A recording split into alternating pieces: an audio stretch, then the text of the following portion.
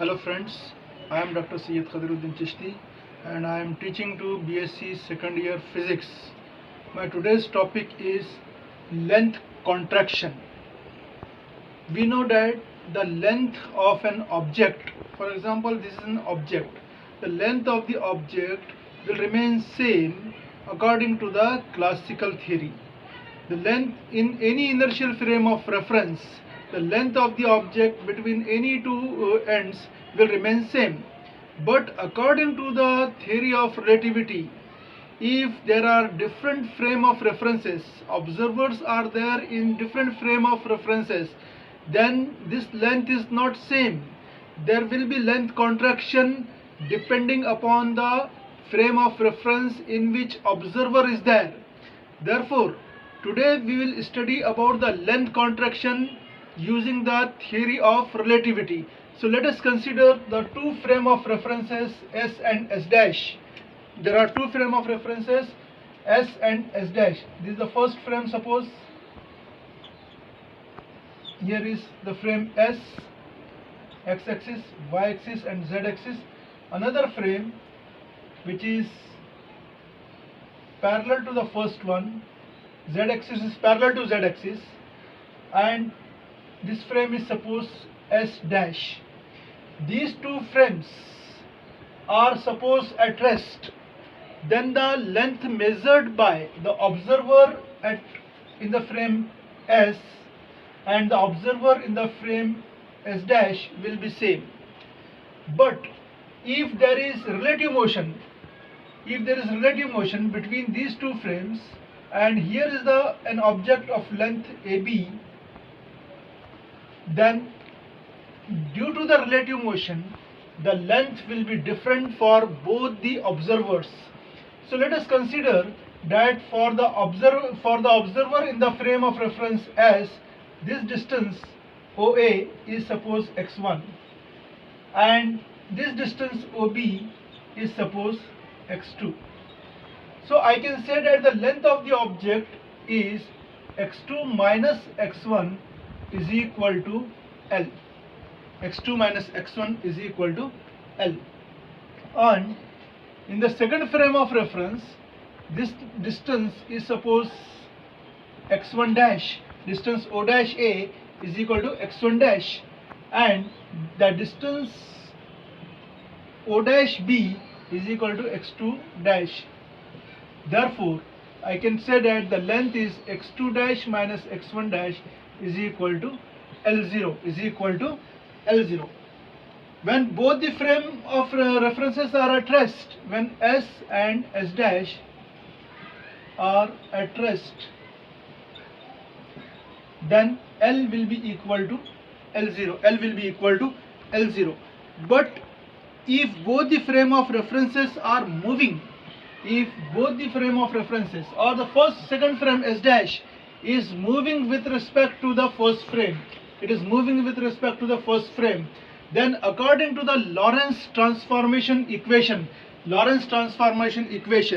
we can write here x1 dash is equal to x1 minus Vt upon root over 1 minus V square by C square. Similarly, we can write the value of x2 dash as x2 dash is equal to x2 minus Vt upon root over 1 minus V square by C square, where V is the velocity, relative velocity between the two observers or two frames, and T is the time. Similarly, here also x2 V is the velocity, T is the time, and C is the velocity of light. So from these two equations I can write x2 dash minus x1 dash is equal to x2 minus Vt upon root over 1 minus V square by C square minus x1 dash is x1 minus Vt upon root over 1 minus V square by C square. So x2 dash minus x1 dash will be equal to, I will take the LCM here, root over 1 minus V square by C square as x2, x1 minus x2 or x2 minus x1 in the first bracket minus I can write here the equation as because the time is not same in both the frame of references, so I will consider this time as t2 and this time as t1. Velocity is same, so I will make here as t1 and t2.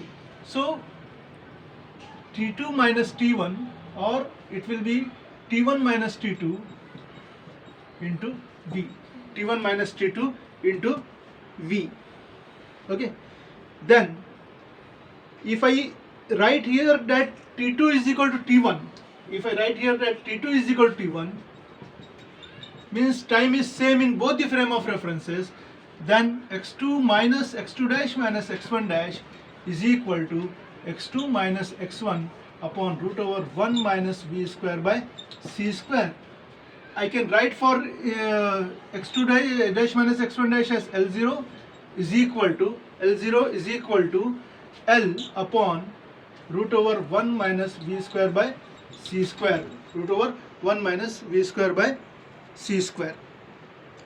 or we can say that the length contraction L is equal to the original length into root over 1 minus v square by c square. This formula represents the length contraction when the two frame of references are moving with respect to each other. Here the situation is that the z-axis is parallel to z-axis, y-axis is parallel to y-axis, and x-axis are coinciding with the x-axis, and there is relative velocity between these two frames. Therefore, for both the observers, according to the theory of relativity, for both the observers, length of the segment AB is not same, but it is different, somewhat different, and that can be calculated using the formula L0 is equal to L upon root over 1 minus v square by c square. This is the formula for the length contraction when the rod is parallel to x-axis or the rod is placed along x-axis. If suppose this rod is parallel to y-axis or parallel to z-axis and perpendicular to x-axis, then we can say that the length in the frame in the frame of reference S, L is equal to y2 minus y1, when L0 is equal to y2 dash minus y1 dash in frame S dash. Similarly, the length in the z along the z-axis is z2 minus z1 in the frame S, and z2 dash minus z1 dash in S dash. But according to the Lorentz transformation, y2 minus y1 is equal to y2 dash minus y1 dash.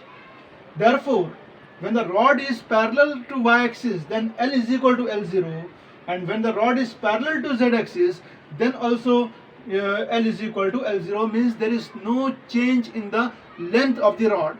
So the length is observed, the change in the length is observed by the observer O and O dash only when the rod is placed along the x-axis and both the frame of references are moving with some relative velocity.